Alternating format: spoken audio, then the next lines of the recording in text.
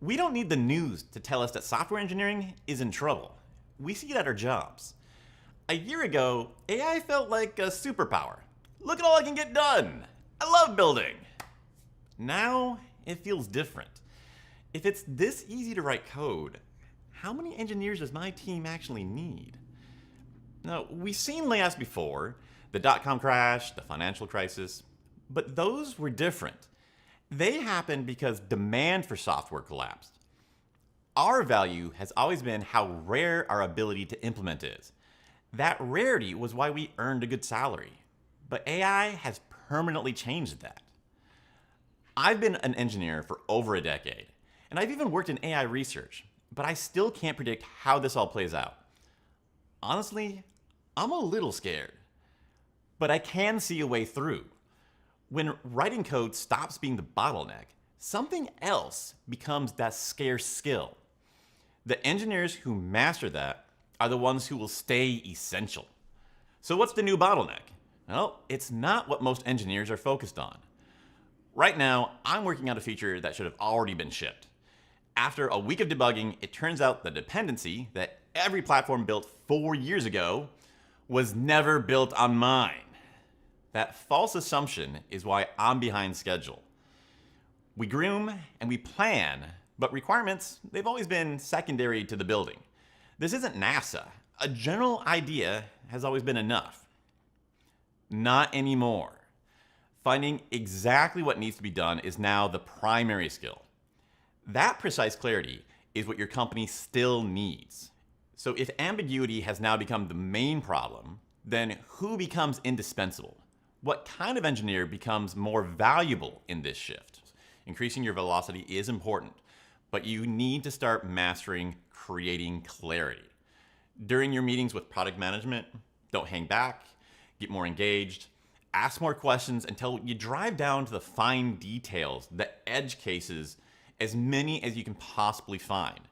If you find them now instead of later, that's going to be your value.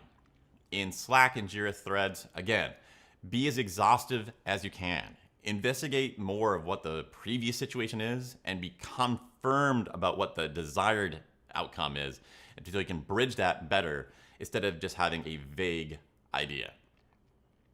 Those two areas, your meetings and the Slack threads, these have become your main arena. The eyes are on you for the most important skill during this time. Your whole goal is to become a subject matter expert on one big feature or one area of the code. If you get to the point where the rest of your team starts feeling that they can stop spending their time investigating it, that's when everybody begins feeling you're essential. The engineers on my team that feel indispensable are the ones that are building clarity every day, not just writing more AI code. The problem with that, though, is learning communication skills is hard for a lot of us engineers. But it doesn't have to be. It's just usually not taught the way that people like us need. Everyone has their obsessions, and I'm obsessed with communication. And it turns out that our brains work different than the people who teach it. We're good at what we do because of this fact. We're great at things that most people aren't. Very complex things, but concrete, provable, measurable things. The problem is that communication experts don't understand this. They're all political science majors who became the director of sales. They're great at what they do, but they don't know how to teach us because they've never been engineers. But I am.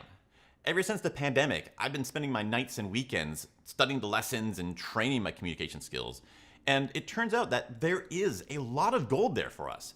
But there's also a lot of crap. Things that we don't want to waste our time on, and things that actually make it worse for us.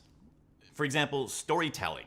Everybody acts like this is the magic silver bullet for being a good communicator, but it's not a good fit for us. There's a super micro version that we should do that works, that is much better and a lot easier. More important even than the things that we should skip, the pieces that are missing. There's a few deep mindset shifts that we have to make to be good communicators.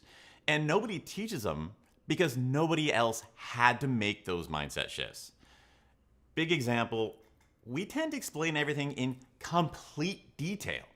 It's important. I remember in our college classes in ethics being taught that if we didn't, someone might get radiated to death. But this isn't always the right choice. This is actually what makes us ramble so much more than other kinds of people. But knowing the cause makes this a lot easier to fix.